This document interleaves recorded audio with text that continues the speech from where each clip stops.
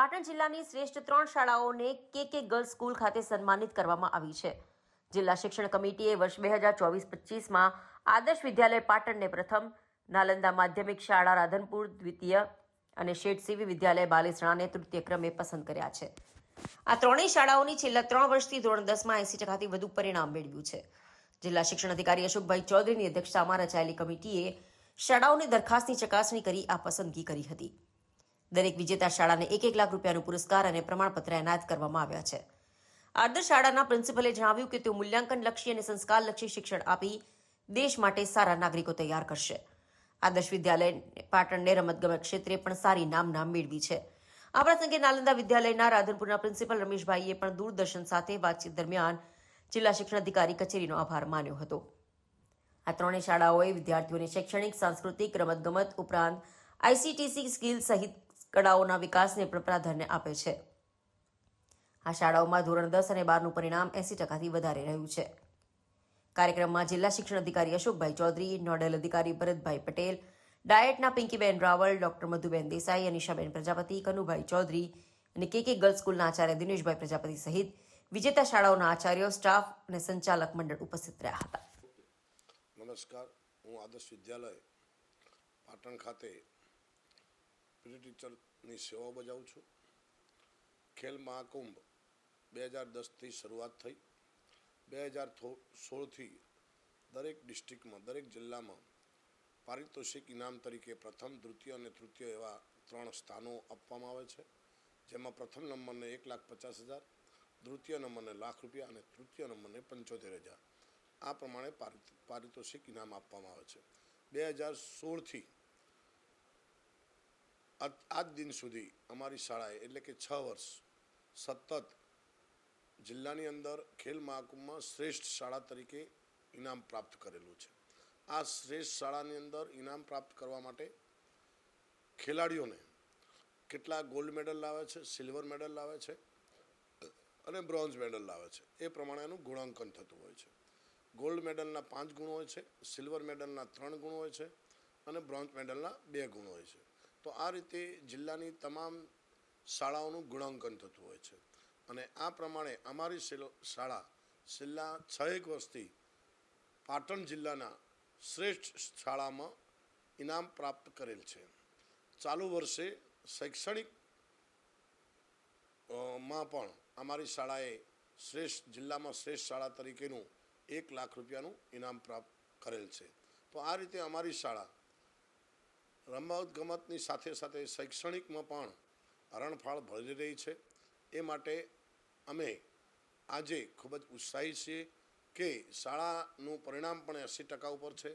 સાથે સાથે અમારી શાળામાં યુવા ઉત્સવ, કલા મહાકુંભ અને અન્ય પ્રવૃત્તિ પણ ખૂબ જ વેગથી ચાલી રહી છે। આ રીતે આ શાળામાં જે ભણતા બાળકો એ ખેડૂત પુત્રો છે અને ખૂબ જ નીચી સપાટીના બાળકો હોય છે, તેમ છતાં અમે એમને તૈયાર કરી અને જિલ્લા કક્ષાએ અને રાજ્ય કક્ષાએ એમનો ઉત્કૃષ્ટ દેખાવ થાય એવા અમારી શાળાના શિક્ષકોના હંમેશા પ્રયત્નો રહેલા છે। કેટલા વિદ્યાર્થીઓ તૈયાર થયા છે? અત્યાર સુધીની અંદર અમારા ત્યાં કબડ્ડી, વોલીબોલ, બાસ્કેટબોલ, તે ઉપરાંત જુડો, કુસ્તી અને કરાટેમાં રાજ્યકક્ષામાં અનેક મેડલો પ્રાપ્ત કર્યા છે। 400થી 500 છોકરાઓ સ્પોર્ટ્સ લેવલે ભાગ લઈ અને આજે નોકરીઓ મેળવતા થયા છે અને એનો યશ એ શાળાને જાય છે। આ શાળાની અંદર ડૉક્ટરો પણ, આ શાળામાંથી અનેક વિદ્યાર્થીઓ ડૉક્ટરો પણ બન્યા છે। પાટણ શહેરમાં જે નામાંકિત ડૉક્ટરો છે એ નામાંકિત ડૉક્ટરો એ પણ આ શાળાના વિદ્યાર્થી છે, એટલે એ બાબતનું પણ અમને આ શાળામાં શિક્ષક તરીકે અમે નોકરી કરીએ છીએ માટે અમને એ ગૌરવ છે। કમિશનર શાળાઓની કચેરી ગાંધીનગર દ્વારા દર વર્ષે રાજ્યની અંદર જિલ્લા કક્ષાએ પ્રથમ, દ્વિતીય અને તૃતીય ક્રમે શ્રેષ્ઠ શાળાઓની પસંદગી કરવામાં આવે છે, જેના ભાગરૂપે આ વર્ષે પણ પાટણ જિલ્લાની અંદર જિલ્લા પસંદગી સમિતિ દ્વારા જે શાળાઓએ દરખાસ્ત કરી હોય એ દરખાસ્ત કરેલી શાળાઓની જિલ્લા આ પસંદગી સમિતિ દ્વારા એની ચકાસણી કરવામાં આવે છે અને કમિટી દ્વારા જિલ્લાની 3 શ્રેષ્ઠ શાળાઓની પસંદગી કરવામાં આવે છે, જેના ભાગરૂપે આ વર્ષે આદર્શ વિદ્યાલય પાટણ પ્રથમ ક્રમે વિજેતા બનેલી છે.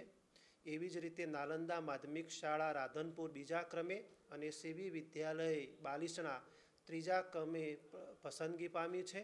અને આ ત્રણેય જે શાળાઓ છે એ ત્રણેય શાળાઓને 1 લાખ રૂપિયાનું ઇનામ આપવામાં આવે છે અને એ શાળાઓને સન્માનપત્ર આપી એ સમગ્ર શાળાના સ્ટાફ અને આચાર્ય શ્રી સંચાલક મંડળનું સન્માન કરવામાં આવે છે, જેના ભાગરૂપે આજે શ્રેષ્ઠ શાળા પારિતોષિક વિતરણ સમારોહ કે ગર્લ્સ હાઈસ્કૂલ પાટણ ખાતે રાખેલો છે. અને આ કાર્યક્રમમાં આ ત્રણેય શાળાઓના આચાર્ય શ્રી સ્ટાફ અને સંચાલક મંડળનું સન્માન થનાર છે. સર્વેને આજના પ્રસંગે હું ખૂબ ખૂબ શુભેચ્છાઓ પાઠવું છું. શું ક્રાઇટેરિયા છે, શું ધોરણ? ક્રાઇટેરિયાનો પહેલો ક્રાઇટેરિયા છે કે ધોરણ 10 અને 12નું પરિણામ. એ પરિણામ જે ક્રાઇટેરિયા માનો 70% નક્કી કરેલા હોય તો એ પ્રમાણે હોય તો જ એ ક્વોલિફાઈડ થાય છે. એના પછી એક કમિટી એના જુદા જુદા ધારાધોરણો કે એનું શાળાનું વાતાવરણ, શૈક્ષણિક પ્રવૃત્તિઓ, સહઅભ્યાસિક પ્રવૃત્તિઓ, એને જુદા જુદા ક્ષેત્રોની અંદર એના શિક્ષકોએ એના આચાર્યશ્રી દ્વારા અને શાળાના વિદ્યાર્થીઓ દ્વારા અવનવી જે પ્રવૃત્તિઓ કરી હોય એ દરેકનું ગુણાંકન નક્કી કરેલું હોય છે અને ગુણાંકનના આધારે શાળાની પસંદગી કરવામાં આવે છે.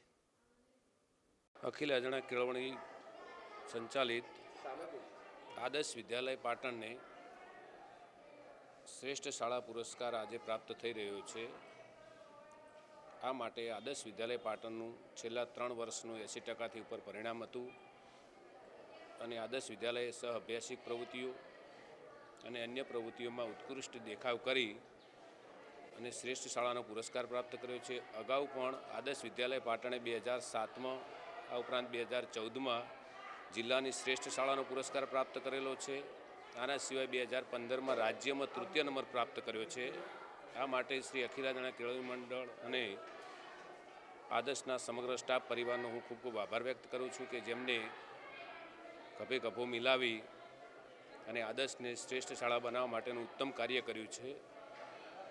આદર્શ વિદ્યાલય આવનારા ભવિષ્યની અંદર એ મૂલ્યલક્ષી અને સંસ્કારલક્ષી શિક્ષણ આપી અને એક સારા નાગરિકો તૈયાર કરવા માટેનો પ્રયાસ કરી રહ્યું છે, જે અમારા માટે ખૂબ ગૌરવની વસ્તુ છે. આ ઉપરાંત આદર્શ વિદ્યાલય ખેલ મહાકુંભમાં પણ 5 વર્ષ સુધી શ્રેષ્ઠ શાળા તરીકે રહી છે, જે અમારા માટે ખૂબ આનંદની વસ્તુ છે. આદર્શ એ શ્રેષ્ઠ આદર્શ છે અને એના વિદ્યાર્થીઓ શ્રેષ્ઠ આદર્શ બનીને રહે તેવા પ્રયાસો અમે કરીશું.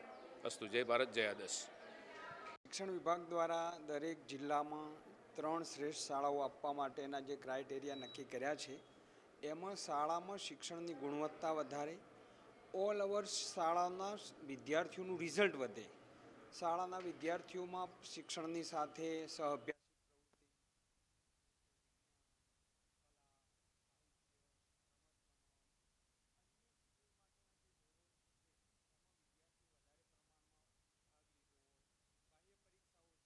એ બાહ્ય પરીક્ષાઓમાં વિદ્યાર્થીઓ મોટા પ્રમાણમાં ભાગ લીધો હોય, છેલ્લા 3 વર્ષનું બોર્ડનું રિઝલ્ટ 80%થી વધારે હોય, આ પ્રકારના ક્રાઇટેરિયાના આધારે જિલ્લાની શાળાઓનું મૂલ્યાંકન કરી અને જિલ્લાની 3 શ્રેષ્ઠ શાળાઓને એવોર્ડ આપવાનું, પ્રોત્સાહન આપવાનું સરકારની યોજના છે. એ અંતર્ગત આજે